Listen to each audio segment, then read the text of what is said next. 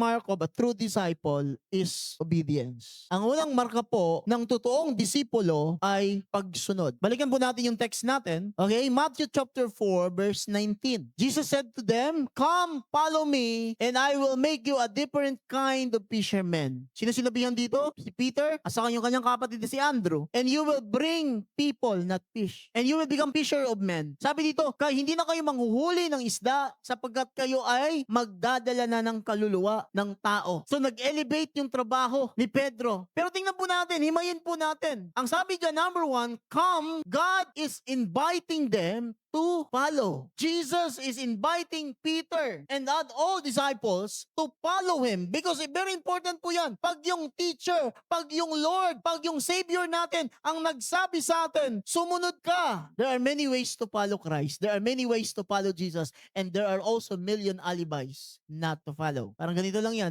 pumili ka ng suka. There are many ways how to do it, pero there are millions of alibi not to do it. Ang pagsunod sa Panginoon, mga kapatid, nung sinabi po ng ating Panginoong Hesus na sumunod ka, ang nais ng ating Panginoon, if you're a true disciple, dapat mayroon tayong pagsunod sa Kanya. Ephesians chapter 1, verse 22 to 23. Tingnan po natin. God put everything under Christ's power and make Him head over everything for the church. Ano daw? Ang sabi dyan, no?